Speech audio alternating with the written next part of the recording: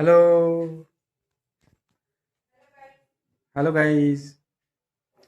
তো আগামী সোমবার কাটোয়াতে কার্তিক পুজো।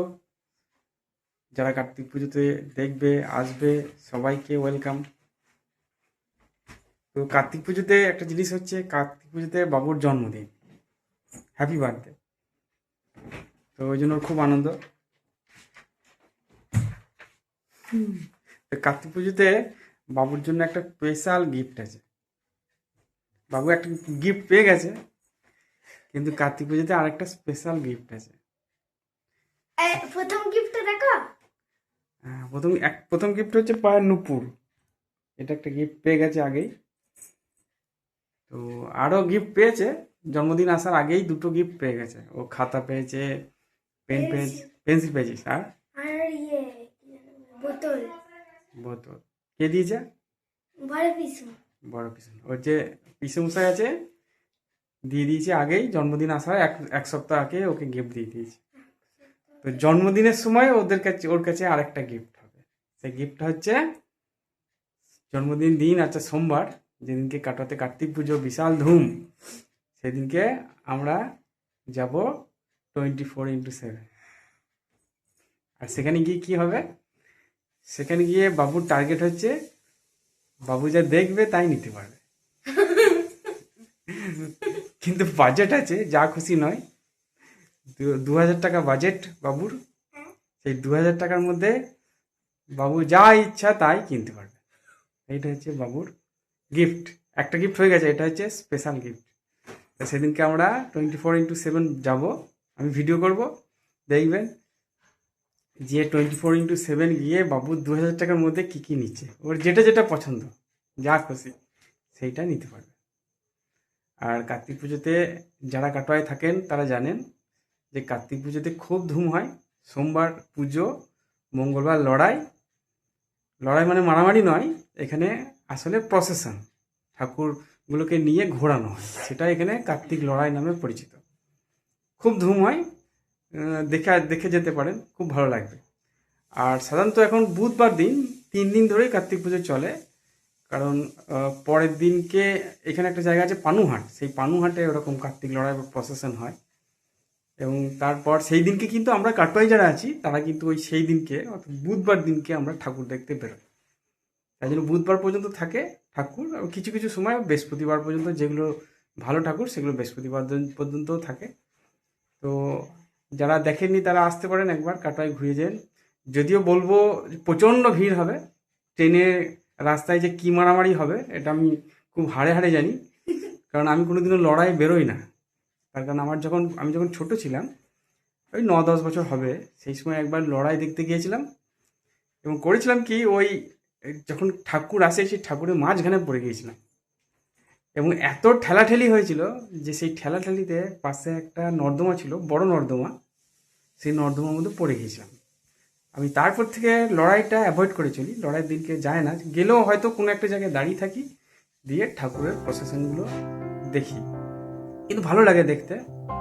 তো লড়াই মানে ঠাকুরের প্রসেশন, বিভিন্ন রকম ঠাকুর নিয়ে ঘুরে বেড়ায় এবং তার সঙ্গে অনেক রকম বাজা টাজা থাকে, সেইগুলো নিয়ে ওরা বেরোয়, খুব ভালো লাগবে। তো কিছুদিন আগে আমরা দাঁইহাট গিয়েছিলাম, দাঁইহাটে রাস ছিল। তো প্রতিবার রাসে আমরা দাঁইহাট না, সরি, নবদ্বীপ গেছিলাম, তাই তো? নবদ্বীপ, দাঁইহাট না। তা প্রতিবার আমরা দাঁইহাটই যাই, এবারে দাঁইহাট যাইনি, এবারে গেছিলাম নবদ্বীপ। কারণ নবদ্বীপের রাস কোনোদিন দেখি নাই। তো সেখানে যা অভিজ্ঞতা হলো, সেই অভিজ্ঞতা থেকে বলছি যে কাটোয়াতে আসবেন একটু বুঝে শুনুন, কারণ প্রচণ্ড ভিড় হবে সেই মনে করে। তো রাসের কিছু কথা বলি, যে হঠাৎ করে সকালবেলায় মনে হলো যে রাস দেখতে যাব। রাসের ঠাকুর আছে অনেক ভালো ভালো, সেই রাসের ঠাকুর দেখতে যাব। তো সেই মতো 2:45-এ কাটোয়া থেকে একটা ট্রেন ছাড়ে, সেই ট্রেনটা যাবো মনে করলাম। তো 2:45-এ ট্রেনে উঠে দেখি ট্রেনে জায়গা নাই বসার, ট্রেনে এত ভিড়। হ্যাঁ, কাটোয়া থেকেই ছাড়ে, কিন্তু কাটোয়াতে এত ভিড় যে একটা বসার জায়গা নেই। কোনো রকমে 3জনা 3টে জায়গায় আমরা জায়গা পেলাম। এবং তারপর যখন আমরা বিষ্ণুপ্রিয়াতে নামি, মানে আপনি চিন্তা করতে পারবেন না এত ভিড়। মানে মোটামুটি একজন ভদ্র মহিলার সঙ্গে মারামারি করে তারপর নামতে হলো। তারপরে কিছু লোক আছে যারা ওই ট্রেনের দরজার কাছে ব্যাগটাকে রেখে দেয়, তাদের জন্য হয়তো হুমড়িকে ট্রেন থেকে পড়েও যেতাম। একটা মহিলার সঙ্গে কিছু ঝগড়াঝাটিও হলো, আর চিন্তা করা যাবে না যে এত ভিড়। এরকম অভিজ্ঞতা হওয়া ভালো। কেমন ভিড়! বাপরে বাপরে বাপ! আমি লাথি মেরে ফেলে দিতাম তো নিচে।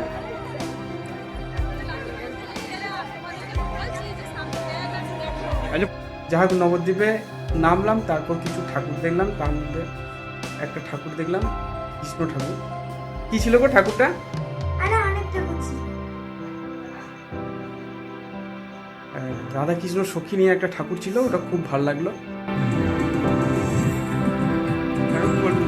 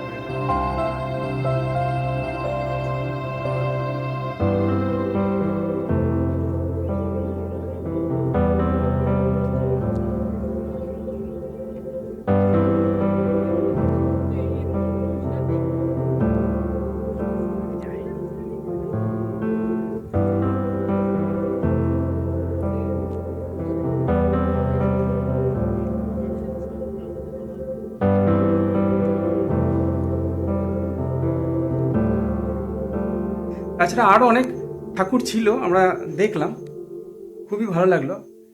এবং প্রায় সেদিনকে 5 কিলোমিটার হেঁটেছি। আসলে সব রাস্তা চিনি না, এবং কিছু কিছু ঠাকুর আপনারা দেখতেও পাচ্ছেন যে ভিডিওগুলোতে, যে সেই ঠাকুরগুলো আমরা দেখলাম। খুব সুন্দর রাসের ঠাকুর, কিন্তু দেখার মতন। যারা ঠাকুরগুলো তৈরি করেছে তাদের কিন্তু খুব, মানে অতিরিক্ত খুব সুন্দর ঠাকুর। ওরকম ঠাকুর দেখি না আমি কোনোদিনও।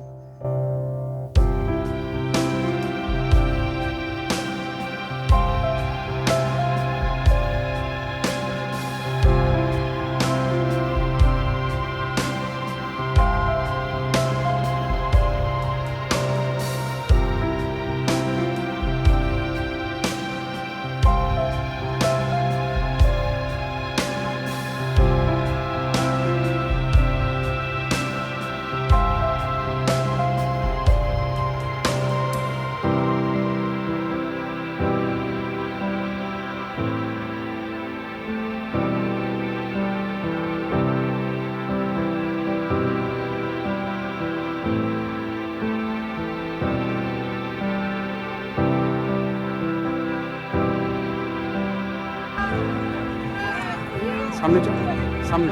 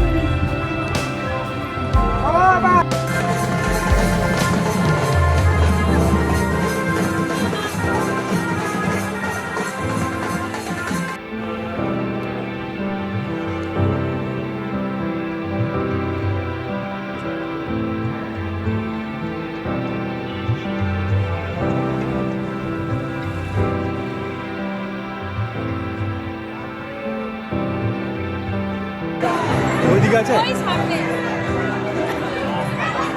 ছবি তুলে ঠিক সাইডে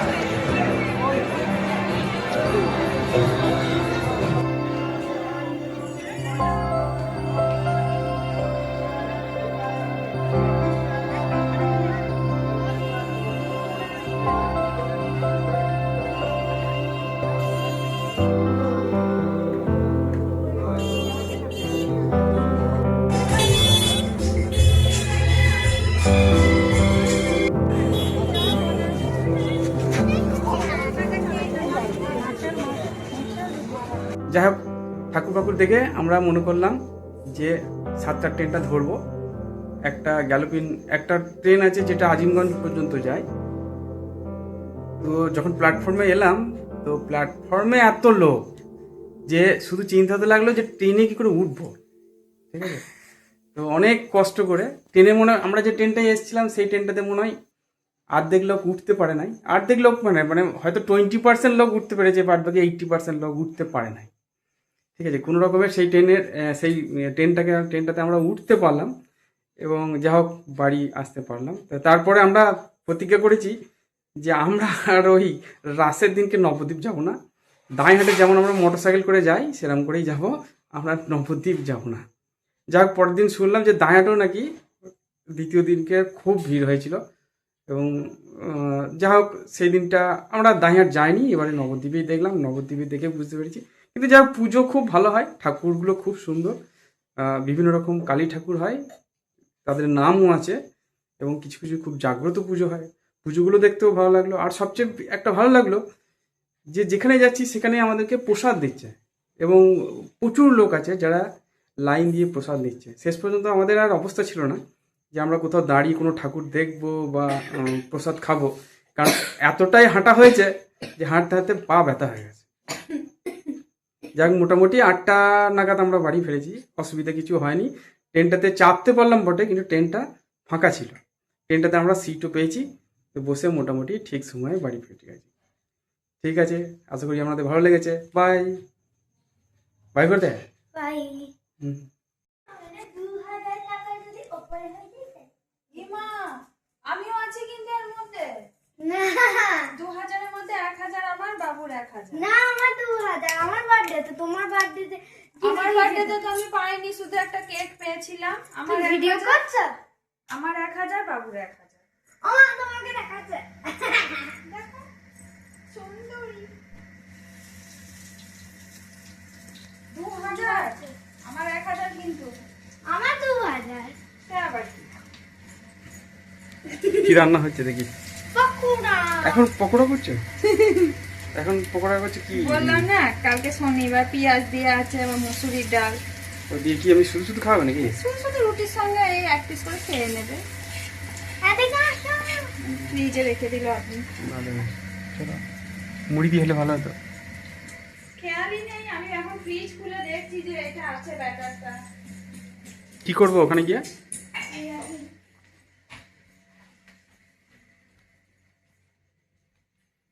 কি করবি? হুম? কি করবি? ড্রয়িং। হুম? ড্রয়িং। ড্রয়িং? কি ড্রয়িং? এইগুলো দেখো। পাতা দিয়ে বানিয়েছি। ভালো হয়েছে, চলো বেশ, টাটা, বাই বাই করে দে একবার। Bye bye.